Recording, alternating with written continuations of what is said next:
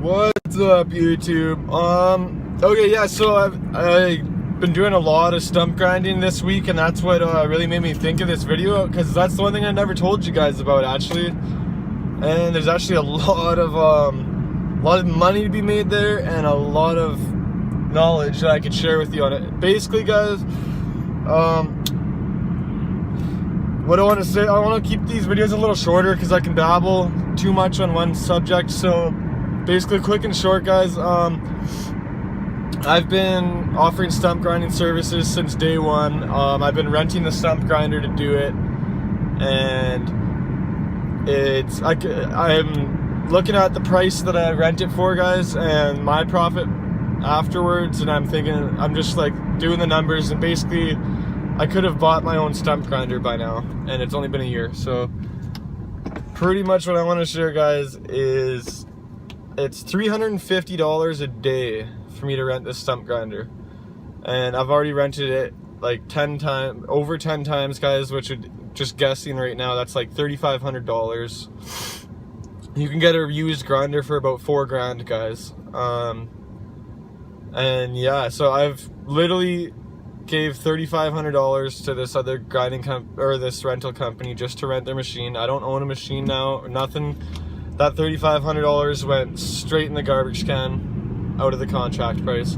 So basically, guys, what I've been doing is I'll rent it for $350, and I'll charge $100 labor, because it usually takes half an hour to an hour to do the grinding.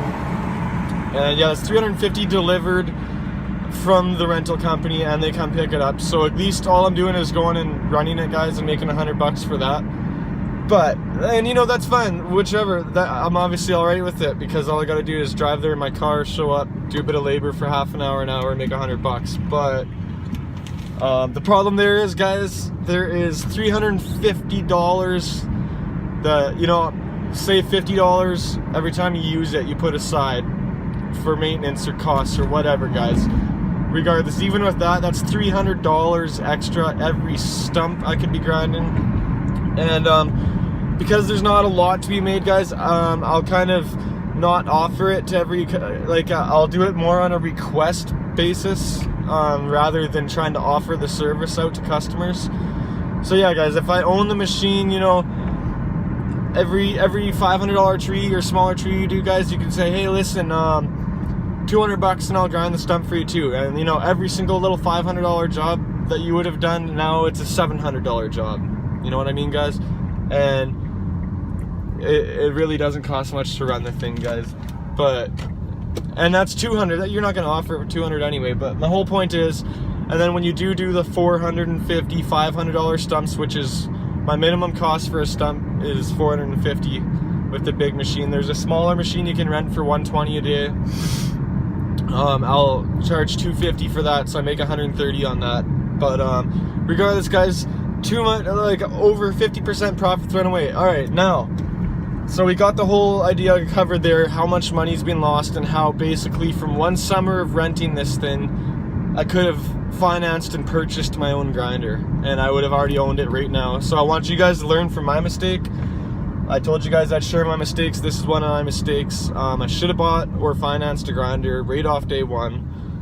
It would have paid for itself by now, guys, and I would be banking profit on these stump grinding jobs, but I haven't done that, so I'm going to share with you guys.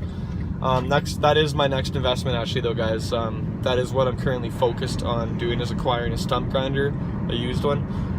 So,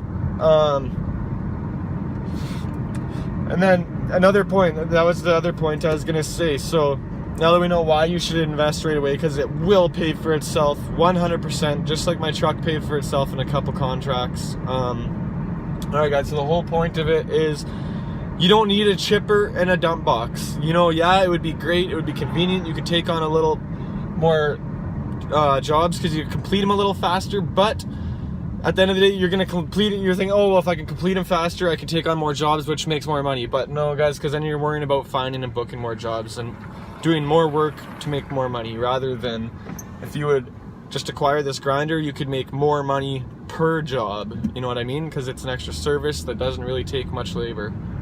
So get yourself a grinder first, guys. You'll make way more money off it. And once you have your stump grinder, then start looking into a dump box, and then start looking into a chipper. Because think of it this way, guys, with a truck, you can do it. You can remove a tree with a truck, no problem. You know, it's going to be a little more labor, whatever, slow you down a bit, maybe a couple more trips out to the dump.